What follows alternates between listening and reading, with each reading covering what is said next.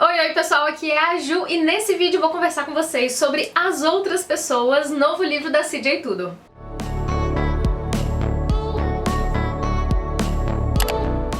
Finalmente eu tô aqui pra conversar com vocês sobre o mais novo livro da CJ Tudor, essa autora que eu adoro. Quem acompanha aqui no canal já sabe, já me viu falando sobre ela várias vezes. E tem vídeo aqui no canal pros dois outros livros que ela lançou, que são O Homem de Giz e O que Aconteceu com Anne. Eu vou deixar esses dois vídeos aqui nos cards, caso você não tenha assistido. Mas eu já adianto pra vocês que As Outras Pessoas foi o meu livro favorito dela até o momento. Eu não devorei, eu engoli esse livro em 2 dias. Eu fiquei muito instigada, eu tava assim me coçando pra vir aqui conversar com vocês sobre essa história, e eu tenho que ter muito cuidado pra não dar spoilers, porque esse é o tipo de livro que é legal você entrar sem saber muito mesmo. Quando eu comecei a leitura, eu não sabia, eu acho que nem da sinopse, e eu acho que isso ajudou também pra que o livro fosse muito surpreendente pra mim. Mas não se preocupem que eu vou falar o mínimo possível de enredo. Mas antes de entrar no enredo em si, eu queria dizer que eu li nessa edição aqui do Intrínsecos, que é o clube de assinatura da editora Intrínseca.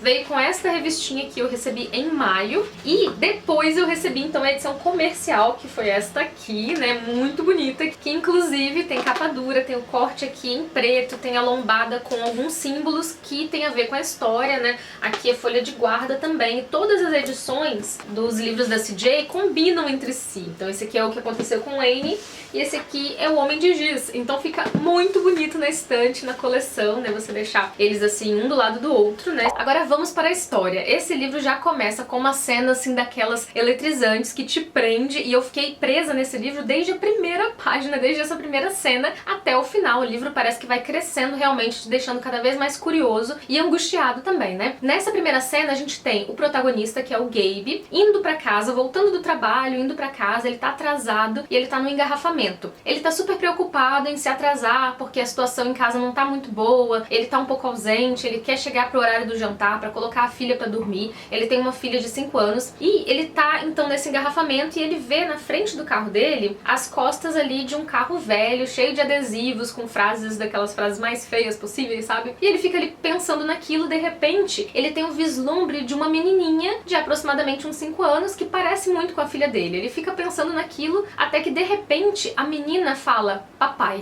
E é aí que tudo desmorona, né? Ele olha melhor com atenção, mas a menina já saiu dali, e ele tem a impressão de que aquela é a filha dele. Tem todas as características, chamou de papai, e ele vai atrás então desse carro, começa a buzinar, começa a acelerar, e aí o trânsito começa a andar, começa ali uma perseguição, até que ele perde esse carro de vista, infelizmente. Mas ele fica pensando, não é possível, né? Minha filha tá com a minha esposa em casa me esperando, então, assim, de repente eu achei que eu via minha filha ali, mas por via das dúvidas, como o celular dele tava já acabando a bateria em 1%, ele para num posto de gasolina, liga então pra casa, e quem atende já é uma policial, dizendo pra ele voltar pra casa imediatamente, que aconteceu alguma coisa muito trágica com a filha e com a esposa dele. Chegando lá, ele descobre que a esposa e a filha foram assassinadas brutalmente em casa, sem explicação, e não tem arrombamento, não tem nada faltando em casa, então fica aquele mistério não resolvido. E a partir desse ponto, a gente pula pra 3 anos depois da história, e a história começa a intercalar também com outras histórias de outros personagens, né? E este protagonista, 3 anos depois, ele não conseguiu superar aquele luto e aquela situação sem explicação, né? De ele ter achado que viu a filha naquele carro. Ele não consegue acreditar que a filha faleceu, né? Ele acha que foi tudo um engano, que tem alguma coisa esquisita nisso tudo. Ele não perdeu as esperanças ainda de encontrar a filha. Ele tá até distribuindo aqueles cartazes, assim,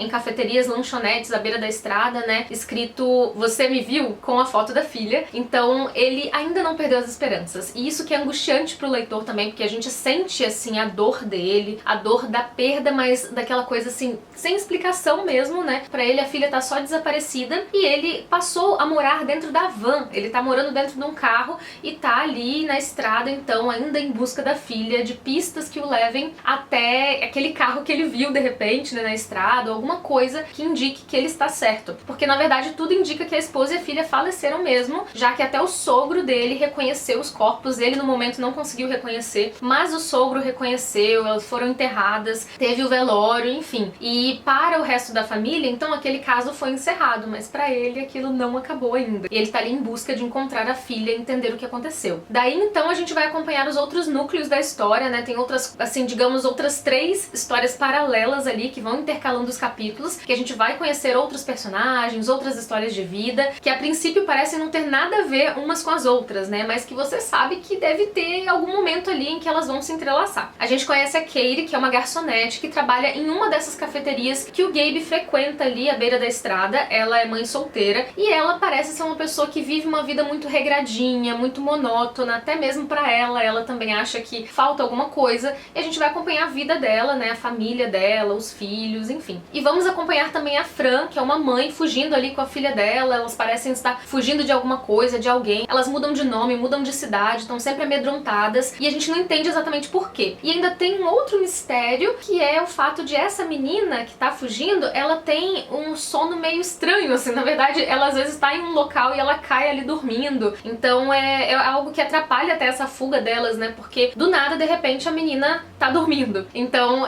tem todo esse mistério e tem mais uma outra história paralela que eu não vou dar detalhes agora pra vocês, que vai acontecendo também em trechos de, tipo, começos de capítulos. São uns trechos, assim, até em itálico no livro e que a gente vai vendo muito espaçados na história, né? Mas são como se fossem 4 histórias paralelas ali que a gente vai acompanhando ao longo do livro. E existe um mistério ao longo de todo o livro sobre o que são as outras pessoas. Tem algo muito a ver aqui com esse título do livro, que eu não vou poder explicar pra vocês direitinho porque seria um baita spoiler. É algo que o próprio protagonista só vai descobrindo realmente, né, ao longo do livro, dos acontecimentos, né? Tá tudo muito interligado. Mas ele parte daquele conceito de que as coisas ruins só acontecem com as outras pessoas e nunca com a gente, sabe? É sempre um conhecido de um conhecido, nunca é com você. Aquelas coisas ruins que a gente vê na TV, no jornal, só acontecem com as outras pessoas e nunca com a gente. Então não vou falar mais nada sobre esse conceito que a autora coloca aqui na história, que é algo muito instigante e que, assim, faz toda a diferença na história e que ao final do livro faz a gente pensar em várias outras coisas, como culpa, como vingança, justiça, até que ponto você pode fazer justiça com as próprias mãos e até que ponto aquilo vai te trazer um alívio realmente, né, daquilo que você passou, daquilo que você perdeu. Agora vamos às minhas considerações sobre este livro. Gente, esse é de longe o melhor livro da CJ que eu li até o momento, virou o meu favorito. Como eu falei pra vocês, eu devorei, eu li em 2 dias, eu não conseguia parar, largar essa história, e mesmo quando eu não estava lendo, eu tava assim, lavando a louça e pensando, meu Deus, e agora? O que vai acontecer com esses personagens? O que tá acontecendo, né? Porque eu mesma não conseguia juntar as pecinhas do quebra-cabeças. A todo momento no livro parece que a autora, ela te dá os fatos, ela te dá as coisas como se ela estivesse ali te mostrando de mão beijada, né? Olha aqui. Só que você não consegue juntar as pecinhas, sabe? Você não consegue ali,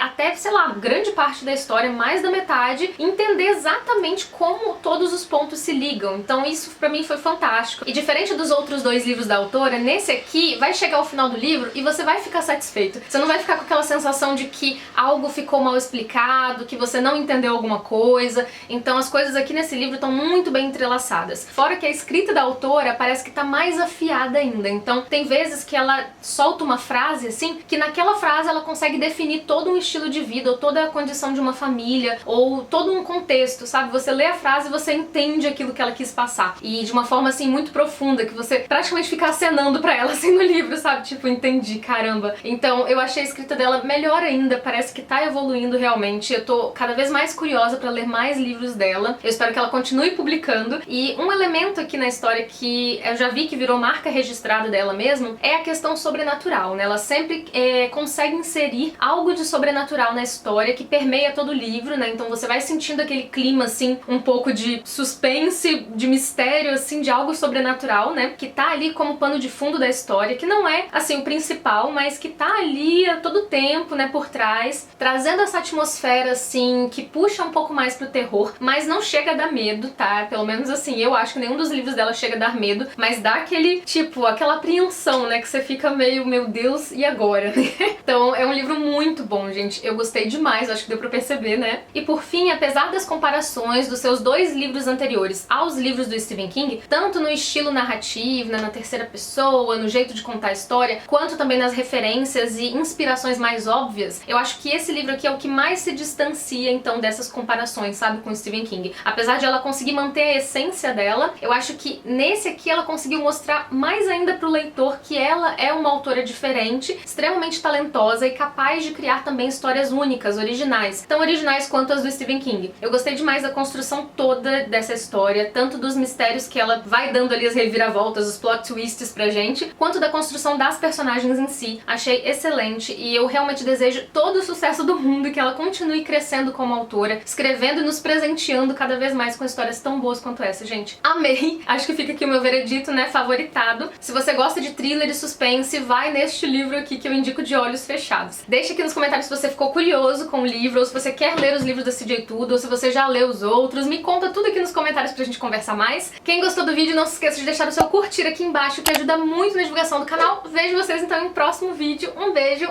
e até lá. Tchau, tchau!